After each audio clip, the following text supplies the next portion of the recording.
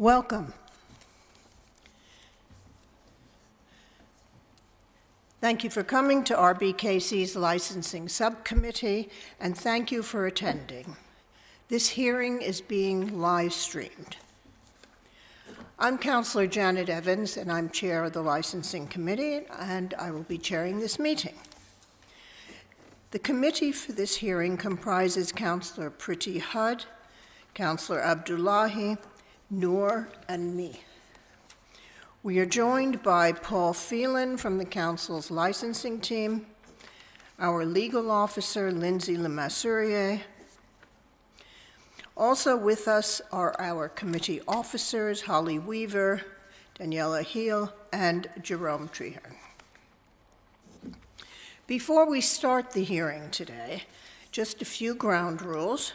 Please keep your microphones on mute until you are invited to speak, as only 2 microphones can be used at any time.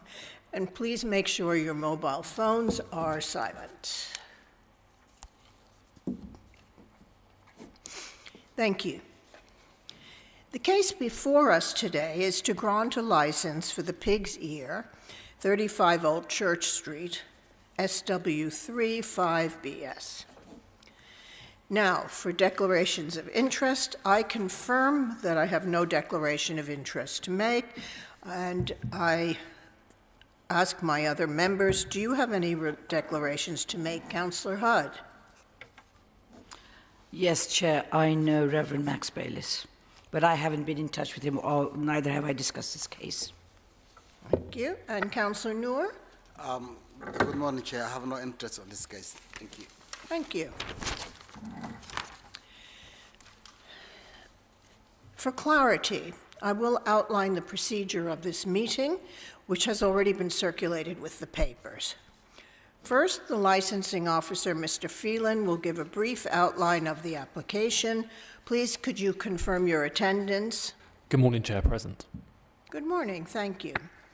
Then I will ask the applicant's legal advisor, Mr. Jack Spiegler, to present his submission. He will have up to a maximum of 10 minutes to do so. He is joined by Mr. Richard Gladwin, Mr. Peter Gladwin, Mr. Ollie Maskell, Mr. Liam O'Hare, and Reverend Max Bayliss, who may be able to assist members should they have any questions. Please, could you confirm your attendance? Good morning, Chair. Confirming our attendance, all of the persons you've just mentioned are present. Okay. Where's the Reverend? Oh, there you are. Yeah, hello. to my left, Chair. Just on that, Chair, the Reverend has submitted his own representation, so he's attending as another person or an interested party, rather than part of the applicant team or a witness for us. Thank you very much. Will you be speaking? Sorry? Will you be speaking in your own right?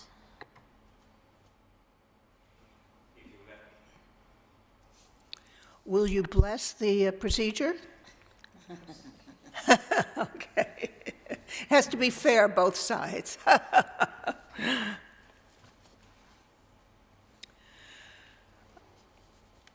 Then questions may be asked of the applicant by members of the committee, the legal officer, and the objectors. Next, the objectors.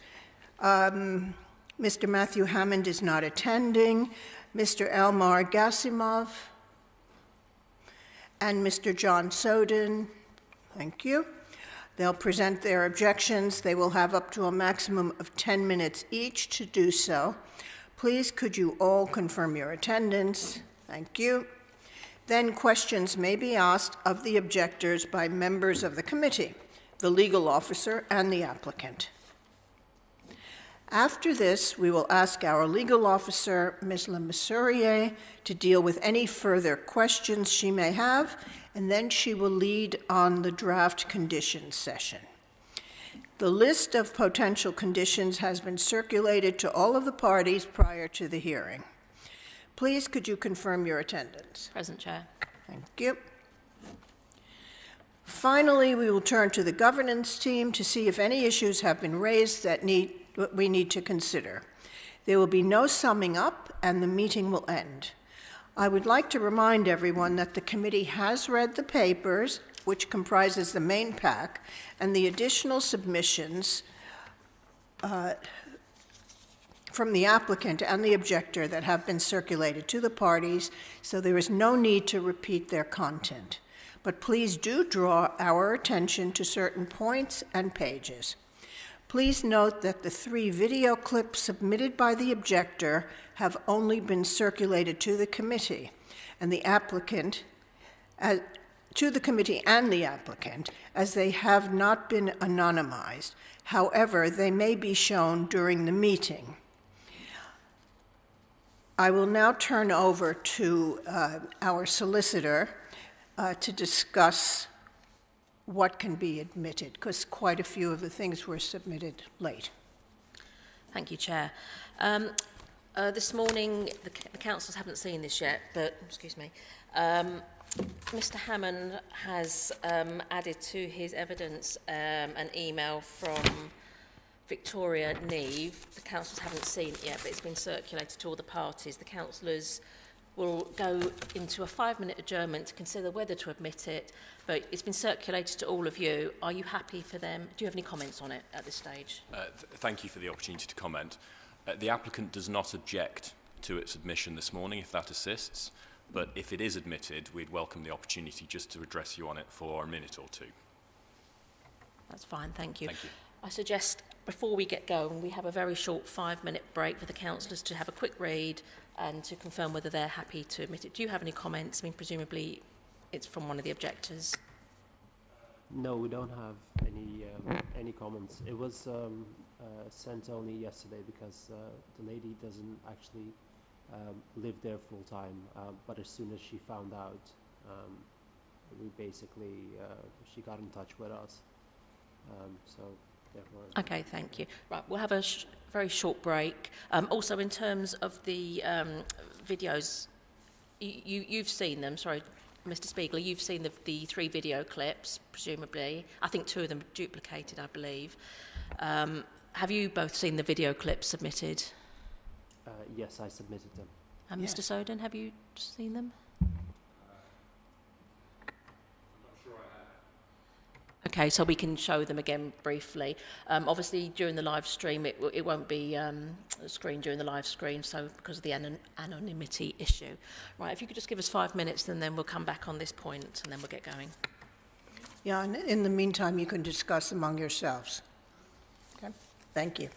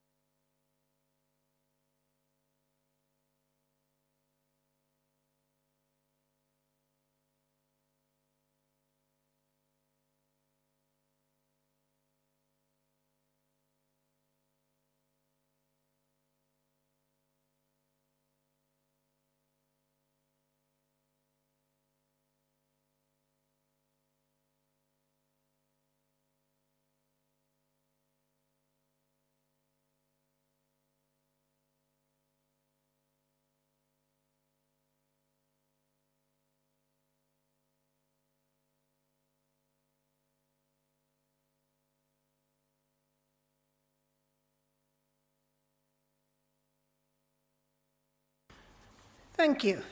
We have agreed that we will admit this piece of evidence, and I would like to say now that at 12 o'clock we will have a 2-minute silence.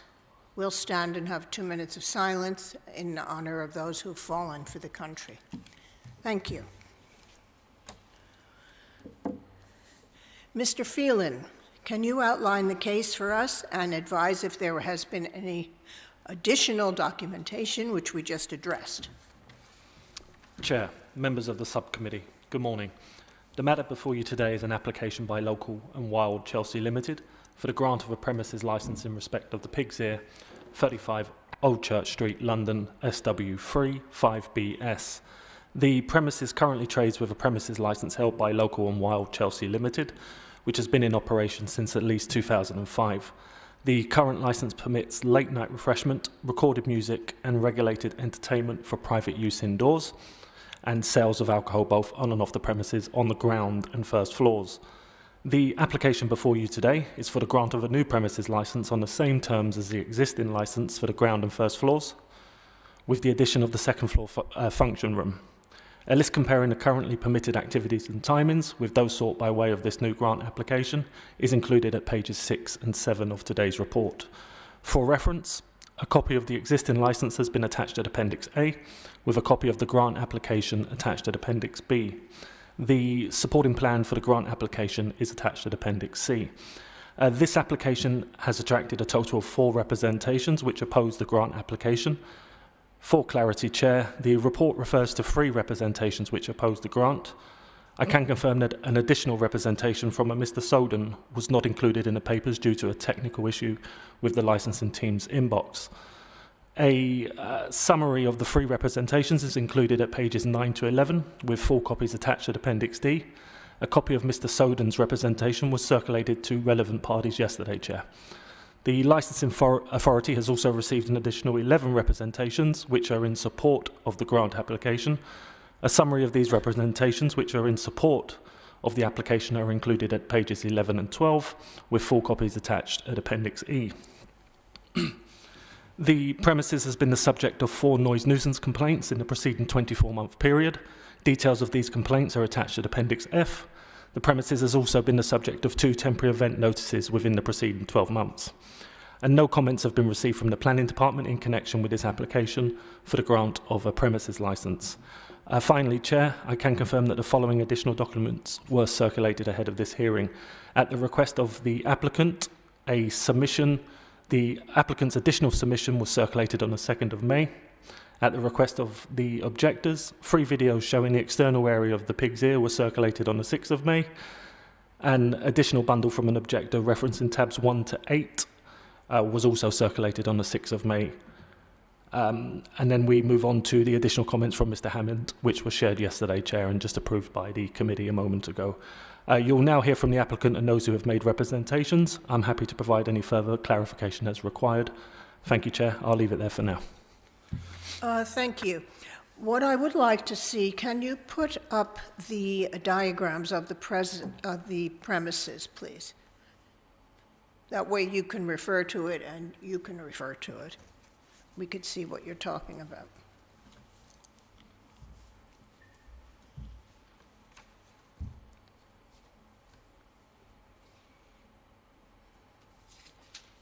If you could blow it up, that would be great. Thank you.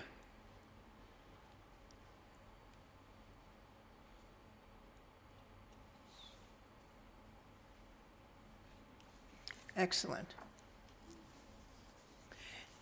So on your presentation, you could point out to us exactly the areas that you're speaking about. Thank you.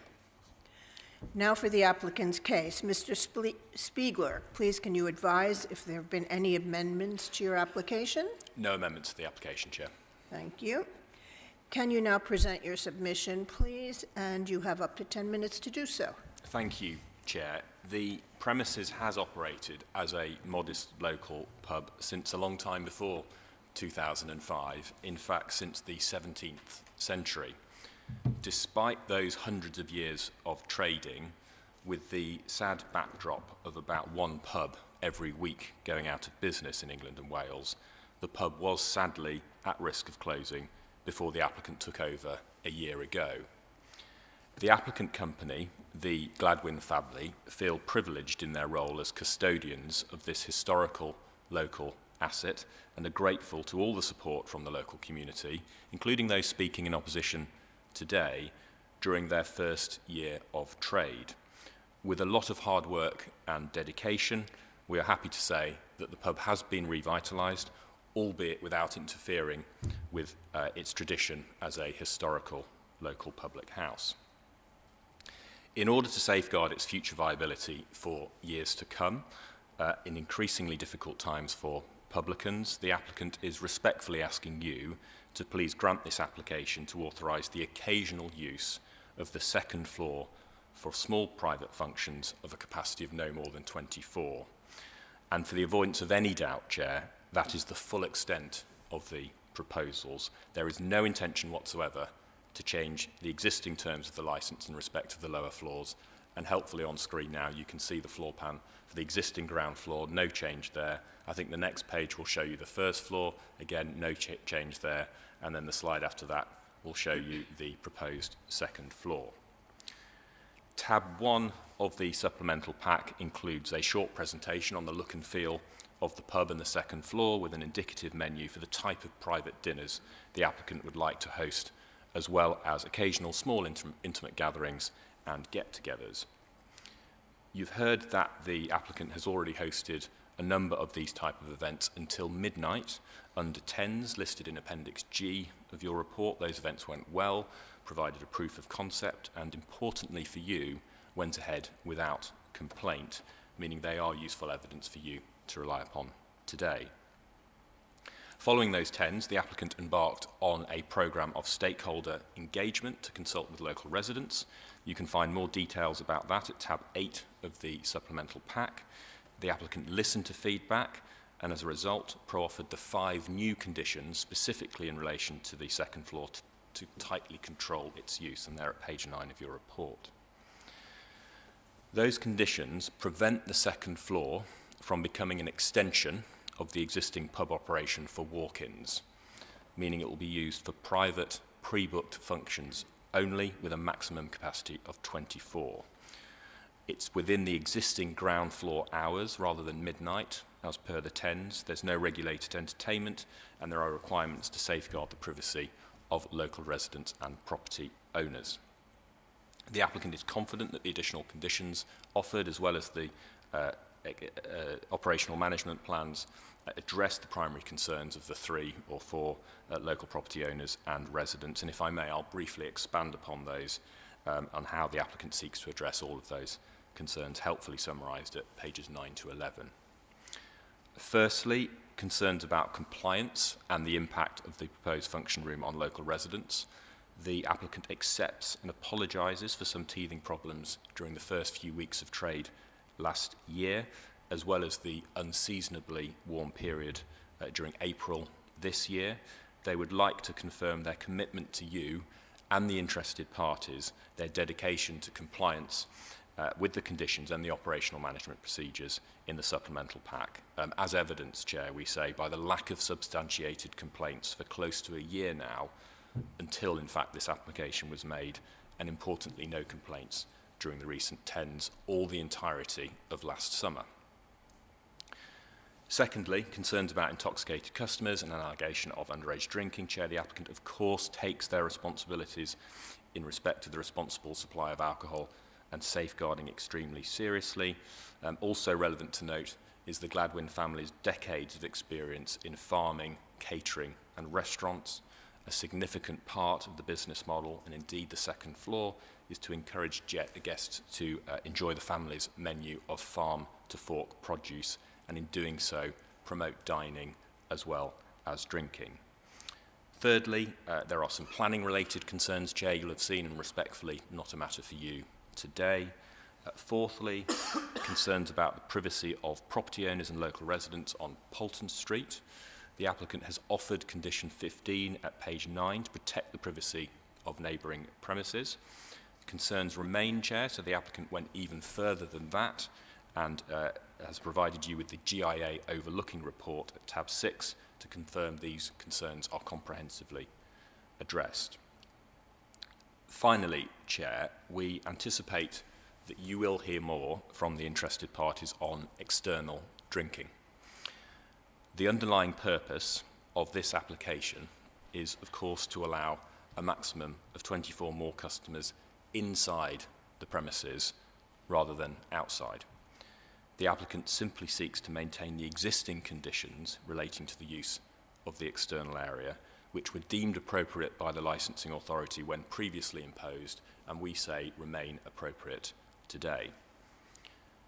The addition of up to a maximum of 24 on the second floor is going to have no material impact on external drinking. If anything, with a little more space inside, it can realistically help reduce demand on the external area and therefore promote the licensing objectives. That being said, like many other pubs in the warmer months, the applicant has acknowledged that the use of the external area has attracted concerns from a minority of local property owners and residents. You can see throughout the report paperwork discussion and action taken by the applicant in this regard, and in particular, please can I draw your attention to the helpful correspondence between the licensing authority and Mr. Hammond at pages 55 to 65, also the applicant's external area management plan at tab 3 of the supplemental pack, and even the applicant's novel yet highly effective approach to engaging with customers wishing to use the external area via social media at tab 7 of the supplemental pack. As a result, Chair, we ask you to please remember that this is an application primarily relating to a small internal area for licensable activities and not external drinking. Paragraph 9.4 of the statutory guidance is clear that the focus of representations in your decision making should be confined to the subject matter of the application, which is the addition of that small internal function room, not an existing and lawful external area. There are already robust conditions and procedures in place to manage that activity professionally and responsibly, and any additional conditions or restrictions imposed would not be proportionate under the statutory guidance and defeat the overriding purpose of this application, which is to make this pub a viable business for years to come and not one of the 400 that close every year. We would respectfully submit that your own expert advisors agree with that, being the police, environmental health, and also the licensing authority. No representations from them. We hope that you feel reassured by that, and would also like you to note, please, that the environmental health officer did visit with Mr. Gladwin, and he was content with the proposals, and in particular, he took into account the adjacent premises, which I think is the property of the person that submitted a late representation today. So, to finish, Chair, please can we also ask you to take a moment to note the majority local view. The applicant was overwhelmed and grateful to members of the local community, ranging from hyper-local residents on Old Church Street, Polton Square and Polton Street, Frank Lampard, and even the Reverend Bayliss, who's taken time to be with you today. They all offer their unwavering support for the applicant. And if I may finish by taking you to page 94 of the report pack, where we have a local resident who lives directly across the street from the pub. She says, "The Pig's Ear has become such an important part of our local community, especially after the isolation of the pandemic years. It's been a real gathering place, somewhere that brings neighbours together in the best possible way. It's more than just a pub, it feels like a proper community hub where people feel welcome and looked after." She goes on to say, "There's a strong sense of care and respect in how the pub is run, and noise has never been an issue. The team are very considerate of the neighbourhood, and they keep things running smoothly, making sure guests leave responsibly. It's clear they take their role as neighbours seriously, and it shows." Chair, thank you very much for listening. We're at your disposal for questions. If there is any extra attention on the late submission today, I would be grateful if I could have maybe 60, 90 seconds just to address you on that directly, and indeed anything else that those speaking might bring up. Yes, do that now, please. Thank you, Chair. Firstly, you've heard this morning that this person doesn't live in the premises full time. The applicant did go over and above the statutory consultation requirements. Mr. O'Hare, sitting to my left, letter dropped all properties in the immediate vicinity, despite her saying she wasn't aware of the application. She would have also, of course, had an opportunity to see the blue notices on site, newspaper advert, etc. I mentioned briefly earlier that Mr. Gladwin, to my right, met with your environmental health officer, and they, in fact, had a discussion about the fact that the pub adjoins a neighbouring residential property. I think it's acknowledged in the representation that the adjoining wall is part of a private apartment in the pub, so there would be no adjoining wall between this person's home where licensable activities take place in the pub. It would be an adjoining wall with a residential apartment on the top floor of the pub. You'll understand, Chair, why I say this has been served late. We've not had a proper chance to verify it, and we ask you, if you are taking it into account, not to consider it as a formal and relevant representation. It was obviously received well outside the consultation period and no chance to verify it. And finally, the objector mentions a previous application made in respect of the pub. I may be wrong, but I understand that application some years ago attracted somewhere around 60 objections and was withdrawn. We're dealing with an entirely different application in this case. We've got 3, 4 objectors and 11 supporters, so I'd ask you not to take that into account. And of course, no such thing as a precedent in licensing. Each case decided on its own merits. Thank you. Paul, can you comment, please? Sorry, just a moment, Chair. My system decided to restart. Speak into the mic, please. Certainly. Sorry, just 1 second. My system restarted there. It's just yes, loading okay. now.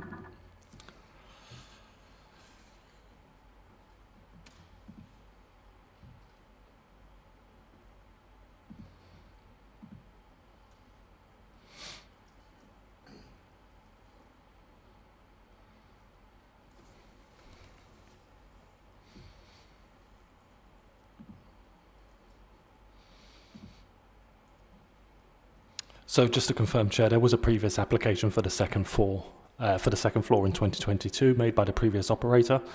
That was a variation that sought to include the second floor.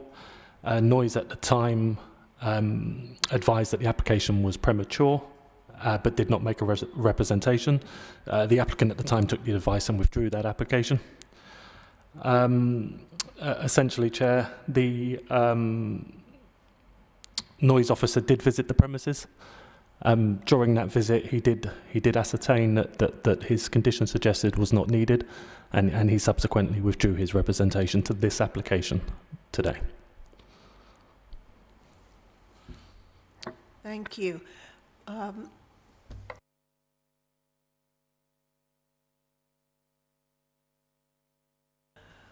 want to do questions for them, or do you want to do it globally? I'd rather have global questions, so can the Reverend please speak now?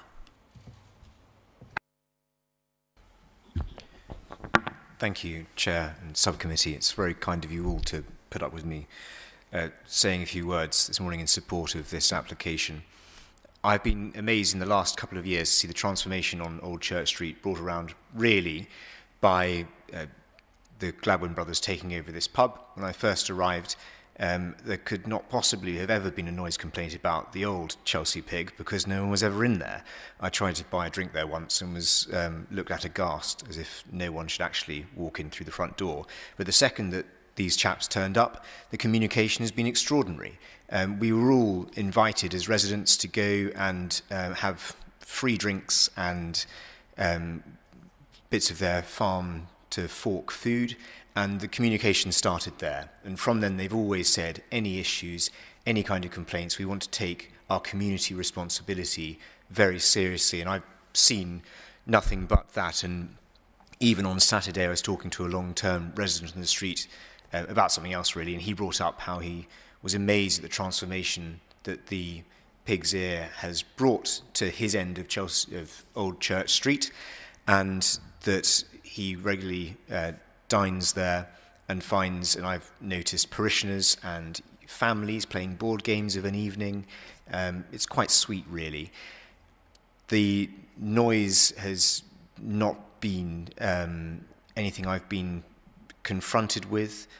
I have noticed, being responsible for a church on the street that's been ringing its bells for sort of 800 years, there is a significant difference between the legal definition of nuisance and something that people just don't like. And I think that people often get rather confused with that. And if something is just a little bit irritating, it's not actually fulfilling or going against the definition of nuisance and the public nuisance of noise.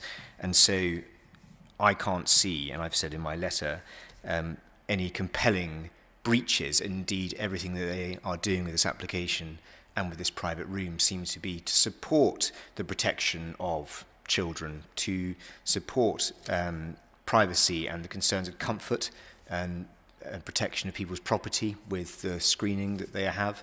I've attended private dinners or booked out dinners in the first floor room, which have been a great success and again have been mainly focused on families. The events I've been to have been American Thanksgiving and things like that. And again, it's extraordinary the care and dedication that the staff have and how that then becomes a two-way street. And it seems to me, as an observer, that the consideration and respect that they inculcate has been shared with those who use the pub, and hopefully that also seems to be the case for most residents of the street who think it's a real boon having it here. And I'm sure that it will be a great benefit to the community for the safety of children, for the protection of property, to have people able to use that room in a limited and specific way, which they've set out for those kind of small community functions.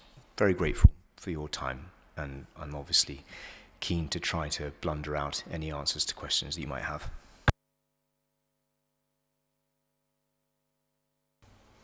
Thank you very much.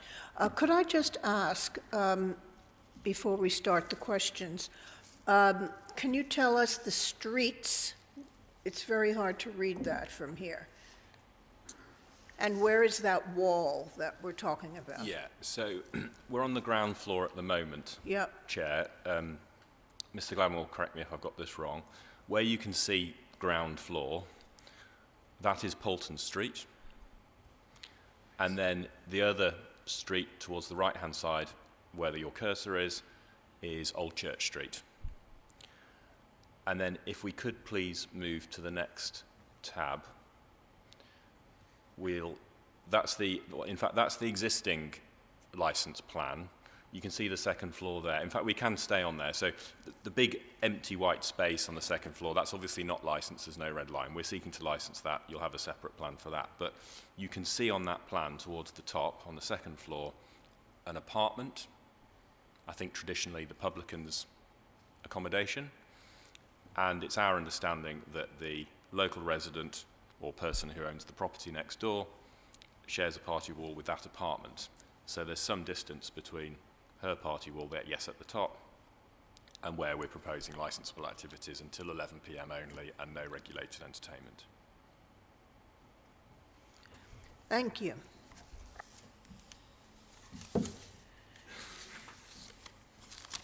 Now, questions from the committee.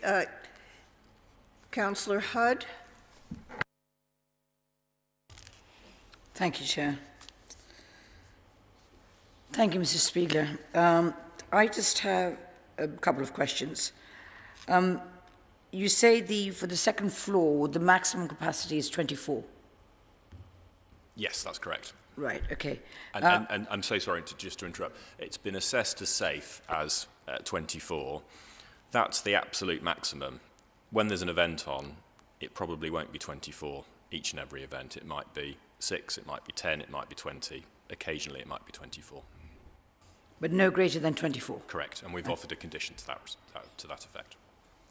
And what is the frequency? I know you can't predict, but how many functions do you think you'll be able to I think, and host? Mr. Gladwell will come in if I get this wrong, but I think the intention is to start off slowly, test it out a little bit. We've already done that through the TENS and see how the events go. There's also a commitment from this applicant to just gauge the impact, if any, on the local residents. So if there's any feedback during those early events, then they can slowly adapt and address concerns. When things are properly up and running and hopefully successful, even then, there might be no events in January. There might be very few events in August, but there might be quite a lot more events in between. And in December, there might be a lunch and a dinner every day. But I don't think it would be in full operation every operational hour of the pub in the same way that the ground floor is. Am I correct in saying that, Richard? Yes, that's right. Hello. I think it's going to be sort of community gatherings, a 60th birthday for a family who live around the corner coming on a Thursday evening, or a post-wedding lunch at Chelsea Town Hall for a small party coming up there after that. So 2-3 times a week we would be imagining. I think, yeah, on average, but then again in December it might be 7 days. The microphone wasn't on. I think 2 or 3 times a week on average, but then in January it might be no times a week. In December it might be 7 days a week. Right, so that's 2 to 3 times a week is not slow. That's a pretty healthy turn of events. And okay, music. Would you be playing any live music there, or will it be background music, or is it? So you'll know no proposal for regulated entertainment, but of course you'll be aware of the Live Music Act. So in theory, the Gladwin brothers would be permitted to have live music pre-11 p.m, but in fact there's no intention to do so, and certainly no intention to play loud music, DJs or anything like that. It really is the low-key Thanksgiving dinners and private celebrations, but no dance floors, no DJs, no live music. And finally, I'm just a little confused, so please forgive me. Could you just explain again the location, given that's the latest admission of the objector? Is there a space between your wall and this lady's, your neighbouring wall? Okay, so on the second floor, on the left-hand side of the plan, so if we can get Excuse me, yeah. can we use the cursor, please? Yeah, I can just see the cursor. We can't there. see it. Yeah. I can't see it. Where is that cursor? Can you place it right by the wall, please, that we're discussing? Yeah. So on the left-hand, so the wall on the left-hand side of the second floor, where the cursor is, there's no party wall there. The party wall. I mean, if it assists, Chair, I could perhaps approach you and approach the interested parties. I think that's a good idea, because we cannot. Yeah. You can't see the cursor. We don't. The problem is we can't see the cursor. Holly, can you? Where is that cursor? Now we can see it. Okay. So if you can instruct our officer where to put the cursor, it would help. So the wall in which you can bring that down. That wall there, again, I'll be corrected. That wall there is not a party wall. The property is effectively semi-detached on that side. I see. Whereas at the top, the much thicker wall, you can see, that was a party wall with the person that submitted the I see. submission. But you'll see on that plan there, that section, that side of the property is all private accommodation. The old public is rooms. There is no intention to use that area for license or activities. It's not included on the plan. Is anyone living in that flat? I think it's, again, it's occasionally used for members of staff who might want to stay. I see. Okay. Thanks. That's helpful. Yes, we use it as a family flat, or if some of the guys who live out of town stay over and they're doing a double, they can sleep there and then go. So it's occasional use of the flat. Okay, But thank you. It's something that was explained to the environmental health officer, and effectively, it's a buffer between the area for licensable activities and that party wall. Thanks, that's helpful. Go on. And just one final thing. Will there be a television in that room? I don't think we could rule out the possibility of a television. There might, for example, be, in 10 years' time, the VE Day, a lunch for that, and there might be a live stream of the ceremonies on Football matches? Yeah, potentially football matches, but it's not that kind of space, Councillor. Right. Yeah, Okay. Thank you so much. Thank you, Chair. Councillor Noor? Thank you, Chair. In your application, you have mentioned, you have demonstrated you carry out a brief consultation both in person and online. Going forward, how will you plan to have a regular meeting with your neighbors or local residents? Thank you, Councillor. I hope you've seen from that proactive consultation this applicant's commitment to engage with the local community. They could have just put the application in, stuck the notices up, but that's not something they did. They proactively engaged beforehand. I think we'll come to it a bit later, but there is a condition put forward by your licensing advisor requiring local resident meetings, and if that's something that you think would assist, we'd be happy to address you on that when we get to the condition stage.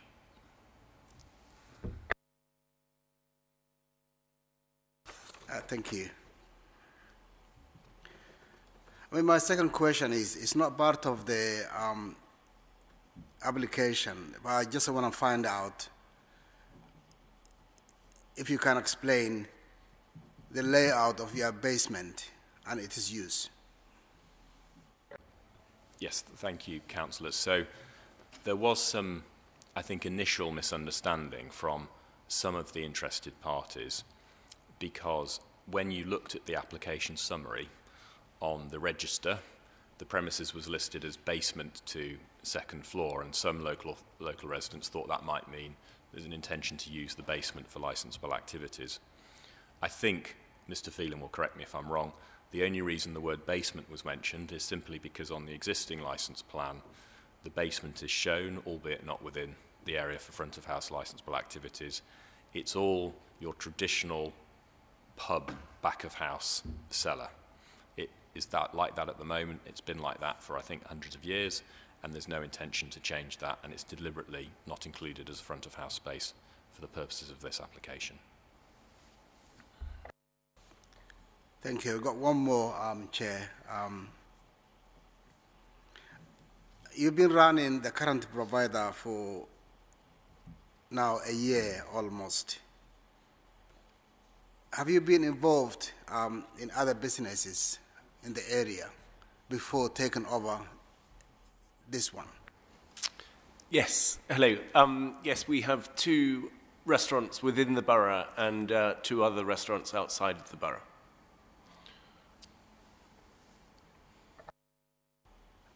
Chair, that's my questions up to now, so thank you. Thank you. Good questions from the committee. Can you talk us through, first floor, you have a bar and tables. So ground floor, sorry. First floor are additional tables. Is there a bar there? There is a dispense bar there, but not a bar that you can go up to and order a drink. It's to get the drinks to the seated... A service bar. Yeah. And then on the second floor, when you say pre-bookings, so that would be for private functions.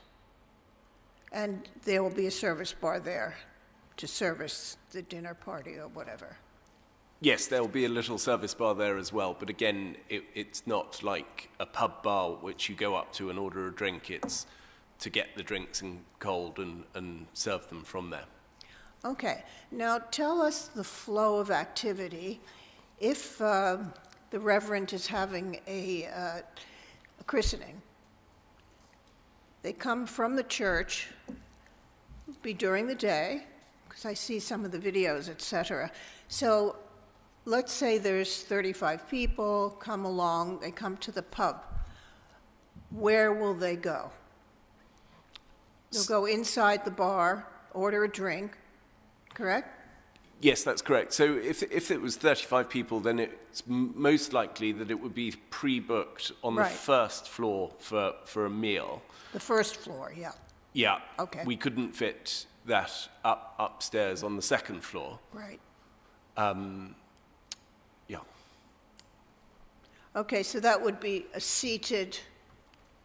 Now, if someone has ordered finger food, canapes, and drinks, will they normally go into the ground floor and then stand outside, or will they normally go to the first floor?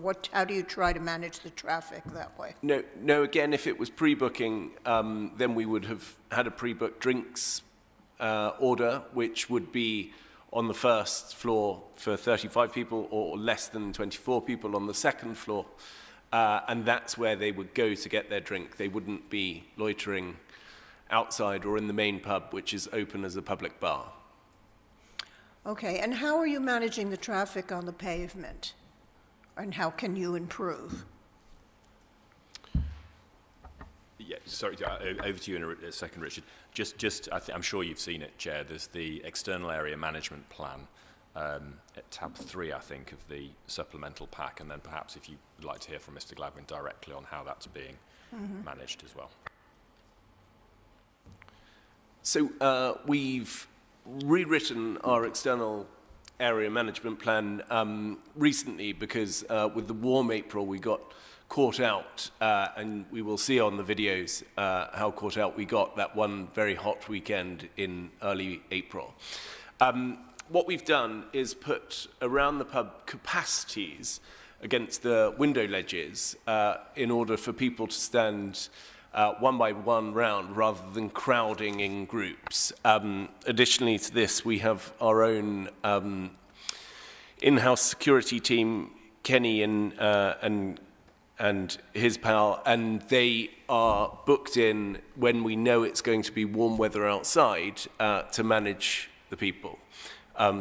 Ollie, the pub landlord, the general manager of the business, worked with them previously. They attend our staff briefings, they know the table numbers within, so can usher people to their tables inside if they arrive from outside, and are very much part of the team. And just to, I don't necessarily want to get into a dispute about centimetres, but the late submission we received from Mr. Hammond on Tuesday afternoon includes some measurements of the external area. We had an opportunity to measure the external area yesterday.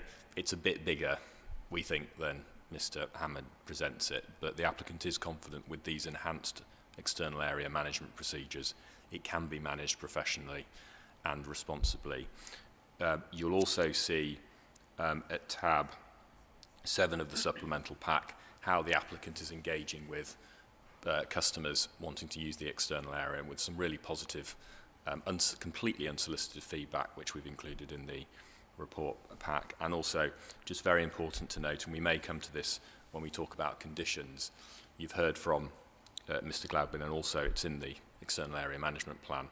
The SIA provision is very carefully risk assessed by the applicant. On a first Thursday in January, when it's cold and wet, there's not going to be anyone standing outside, and we'd ask that there's no SIA supervisor on evenings such as that. But as you just heard, it's not that difficult to look at the weather forecast and anticipate when it's likely to be busy outside, and at that point this applicant can be trusted to risk assess it appropriately and employ SIA supervisors accordingly. Thank you.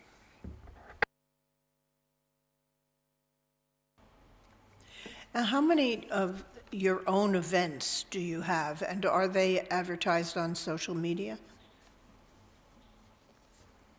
Sorry, by our own events, what do you mean? That the pub has a themed party? Yeah, or do you do quiz nights? We do a pub quiz once a month on the first Tuesday. We do a running club from the pub once a month as well. and then we do the occasional one-off event. For example, St. Patrick's Day, where we had an acoustic Irish singer. And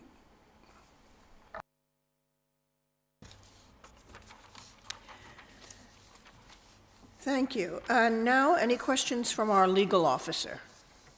Thank you. Just a couple. So this is a grant application. This isn't a variation application. So obviously we will bear in mind your existing application, but obviously each case on its merits, and we can consider everything afresh because it is a grant application. The basement floor, you said that obviously it was included as part of the description.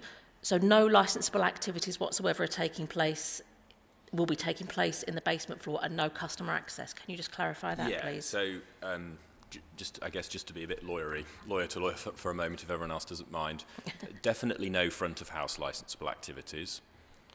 So what would you mean otherwise then? So if somebody who was having dinner on the first floor or the ground floor ordered a particular bottle of Chablis, for example, that may be stored in the cellar, and a member of staff would go down to the cellar, and it's at that point that that bottle of Chablis would be appropriated to the contract, to the sale, and that's why it might be included in the license. But I think Mr. Hammond was after a condition that the basement would not be used for front of house licensable activities, and that's something that the applicant could agree, or it's just managed by not including it on the plan. We're in your hands on that point. So perhaps you can agree no customer access to the I mean, obviously, if you're going to appropriate to the contract, I know that's a technical kind of thing, but as long as there's no, absolutely proper licensable activity, okay. That can be agreed. So no customer access. Thank you. What else was I going to ask you? So, just to confirm, the recent additional submission relates to Old Church Street, and the party wall is where the pub's residence is, so no licensable activities will be taking place next to the party wall. Correct. And the plan, sorry to come in on that, but the plan we submitted with the application deliberately does not include that apartment within the red line demise. Yeah. Out of interest, why doesn't the ground floor plan include the bar itself? I know. You'd have to ask the previous applicant. We were very careful to make sure that everything in respect to the lower floors was exactly the same. We didn't want any variation on that at all, in case that arose concerns. Okay. And I think, obviously probably more will be discussing the conditions bit, but I think a lot of the issues seem to be the use of the external area, and I think the privacy issues, but obviously you've touched on how you're going to manage the external area. So I think that's it for me for now. Thank you. Before the objectors do their presentation, do you have any questions of the applicant?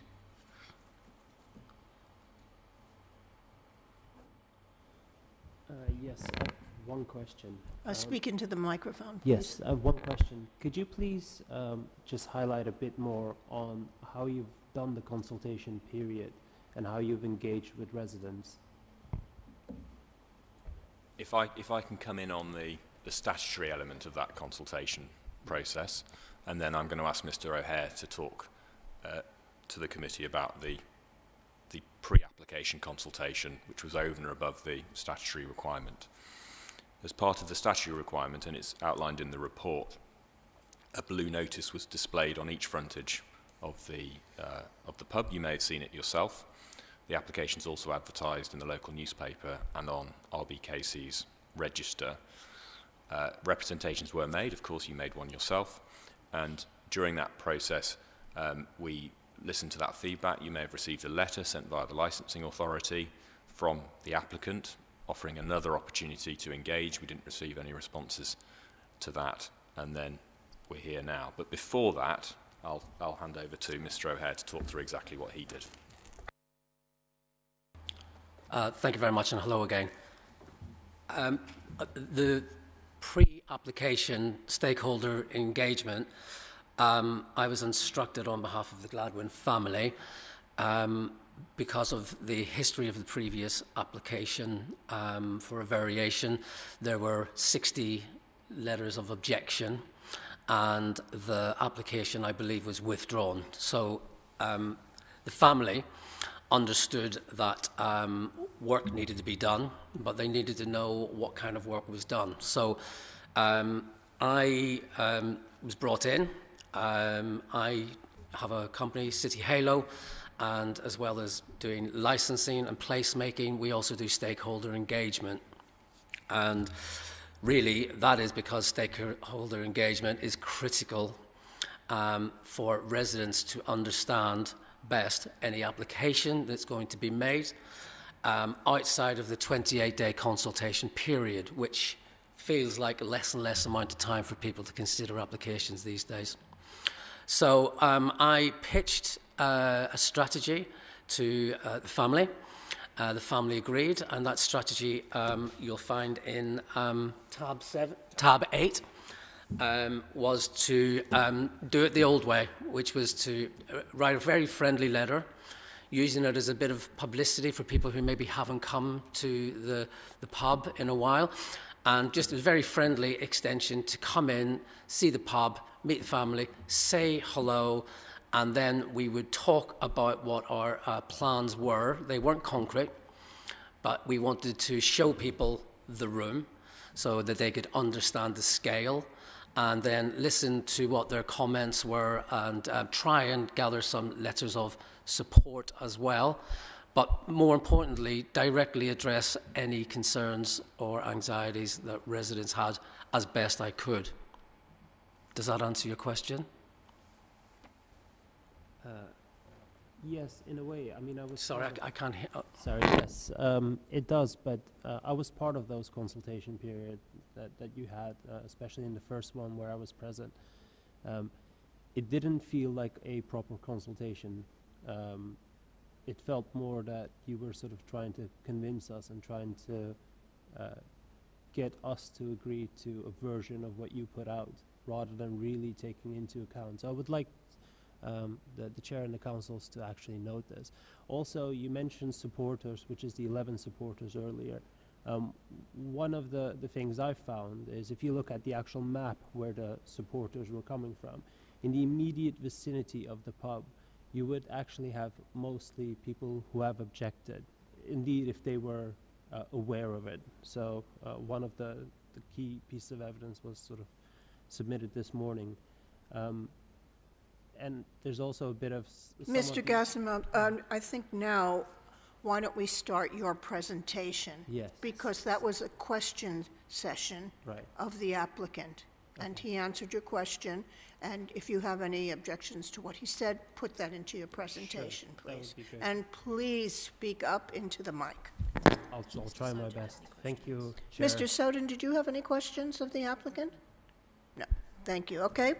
We will now hear the objector's case. Please present your submissions, and you have up to 10 minutes each to do so. Sure. Thank you, Chair. Members of the subcommittee. So I'm speaking today on behalf of myself and my next-door neighbor, Matthew, who is the author of the main representation that we had, and others who also live near the pub and who were unaware of the application today. Matthew had planned to speak, but unfortunately couldn't attend due to a last-minute emergency. So I wanted to, in line with the guidance you've sort of given earlier, I wanted to draw your attention to specific parts of our objections.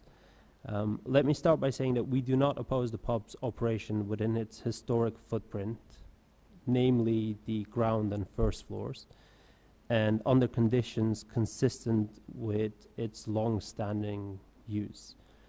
So the pub has until recently coexisted reasonably well with neighbors. However, the current application proposes to extend the license activities to the second floor, but fails to properly address serious concerns regarding public nuisance and residents' privacy. So since May 2024, there's been a marked shift in how the premises is operated. The applicant now actively encourages pavement drinking and has also installed outdoor shelving without any planning permission. Moreover, they're operating without a valid pavement license. So following the end of the pandemic-related easement in March of 2025 of this year, so the government consultation documents confirm that a pavement license is now required under all proposed future scenarios.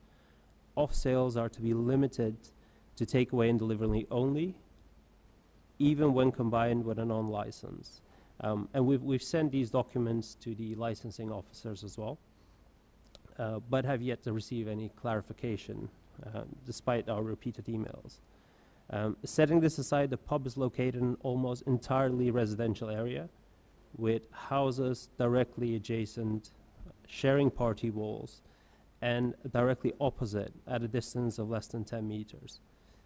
It's in a conservation area, and the pavement outside are exceptionally narrow, in some places just over a meter wide. Patrons regularly block these pavements, so forcing the pedestrians, including children, elderly people, and disabled residents, into the road. We've submitted video as evidence of this as well. It's not just inconvenient, it's also dangerous.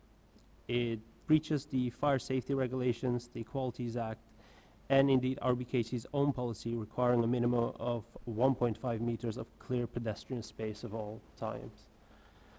And we've submitted the photo and video evidence to demonstrating this ongoing issue.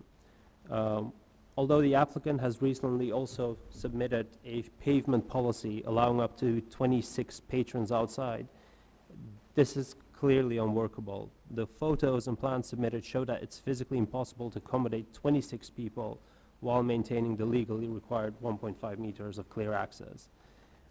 This is a matter not just of training, management, or any sort of policy for staff, but purely physical space.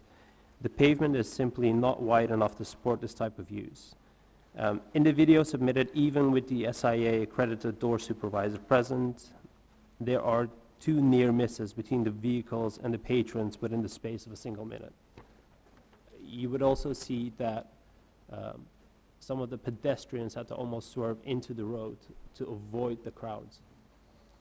So granting a license that permits this would be in direct contradiction of RBKC's own policy, specifically to Section 9.3, as well as Section 149 of the Equalities Act, which outlines the public sector equality duty. These issues are further reinforced in the Department for Transport's guidance, Section 4.2, all of which we have submitted.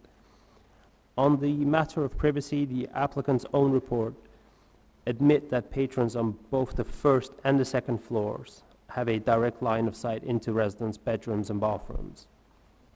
Yet proposed privacy measures apply only to the second floor, and we think that is insufficient. RBKC's licensing policy, case law, and decisions from other boroughs clearly support recognizing this kind of visual intrusion as public nuisance. So, moreover, under the Human Rights Act, specifically Article 8 of the European Convention of Human Rights, the Council does have a duty to safeguard residents' right to private and family life and quiet enjoyment. In similar cases, other licensing committees have imposed conditions such as privacy screens or fully prohibited the use of certain areas. And we think that the same standard should apply here. So to conclude, we would like to respectfully ask the committee to prohibit all on-pavement drinking on Bolton Street and limit all Church Street to use to a small smoking area only. We'd also like to request to strengthen condition 15 to ensure that no line of sight from either the first or second floor into the neighboring homes. And that actually means no line of sight. So amend the off-sales condition to prohibit open containers being taken off site in line with post-March 2025 guidance. And finally, rejecting the license on the second floor entirely as it's incompatible with the licensing objectives, past precedent, and the historic character of the building. This space was always meant to be used as a private residence, not a commercial venue or public entertainment space. and licensing it now would cause severe nuisance to immediate neighbors and exacerbate the current problems that we already have.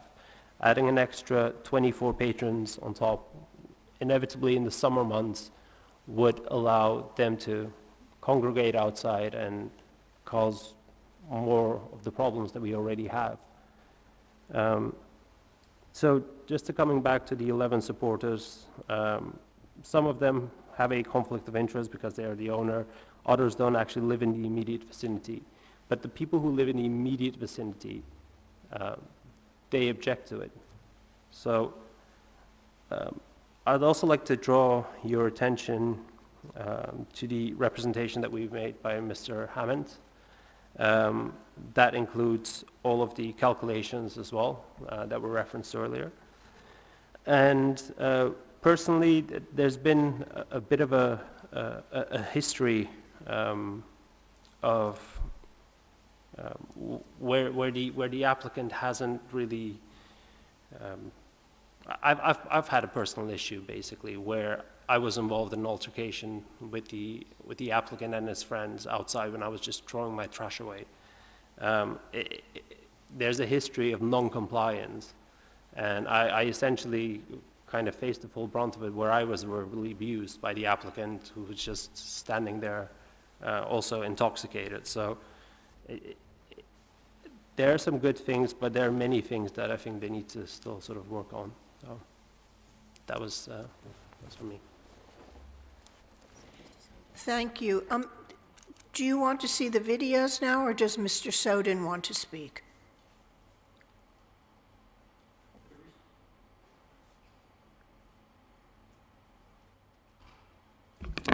Shall I speak just to, are you going to show the videos, or? Yeah, I mean, what would you prefer? Would you Well, like to? perhaps if I speak now, just to continue the flow. Okay, thank you, Mr. Soden. So I'm not going to repeat a lot of things that have been talked about. There's no need to do that.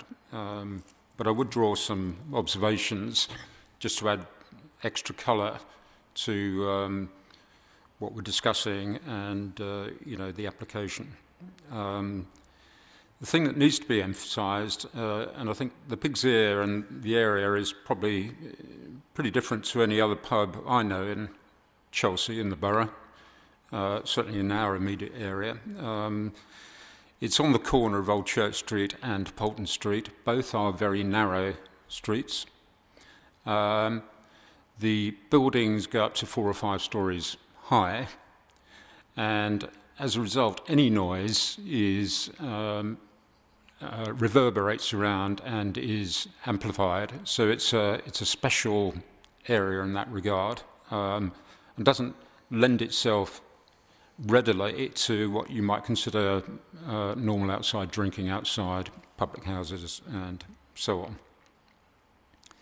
Also, this point about the pavements being very narrow, it's virtually impossible if you've got more than 2 or 3 or 4 people in a group to get past without either asking them to move or to go out into the street.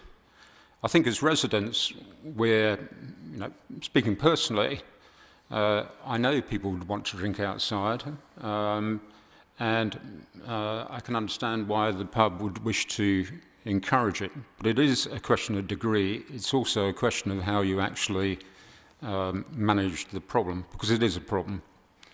And some of the incidents in the past, I personally have been in my car just driving round the corner and found people literally drinking in the middle of the road. And it is always, the hot spots will always be, or the difficult times will be when, it's close to a weekend or a holiday. When the weather's good, people want to get out and get very exuberant. So there is an issue it's very difficult to deal with. Again, speaking personally, I would echo a number of the things I've heard about the operation of the pub and the new owners. I think they've done a good job. We enjoy going there, and we like the offering. However, there is a but. The fact is, they have become victims of their own success in the sense that they have promoted outside drinking by putting these sort of shelves outside for glasses. Numbers are greatly up on what we've lived there we've lived next to the pub. I should say we live 2 doors down from the pub. We've lived there for 10 years, and there is now far more outside drinking than we've ever known on a consistent basis and a regular basis. And it does have to be addressed, and it does have to be dealt with. The point about the license application, of course, is that if you do have up to 24 people, the very nature of a celebration is that people do want to go outside because people want to smoke. They take their glasses out, and that just potentially exacerbates a problem.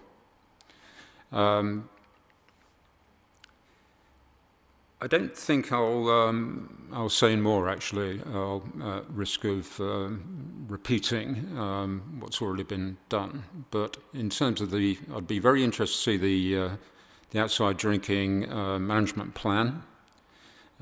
We have been conscious, and this has come from our own feedback with the management of the pub. You know, when they started out, they were just not aware at all of the implications of what they were doing and the impact it was having on residents, which includes drifting away from the pub.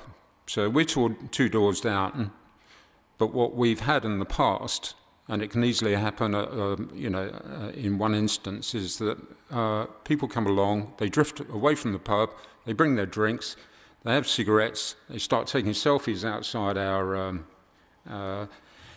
our front door, and can make quite a lot of noise. We've even had people in the past sitting on our doorsteps with their glasses and spilling drink on the doorstep. That is an example of what can happen if it is not managed properly, and I would stress the management issue is a really, really important one, and it has been exacerbated by the success of what they've done well. So, thank you.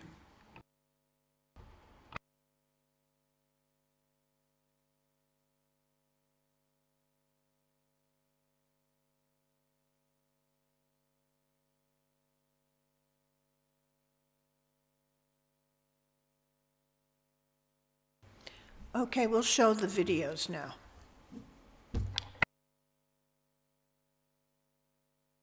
They will not be live streamed, correct? Yes, we're just taking the live stream down for this section.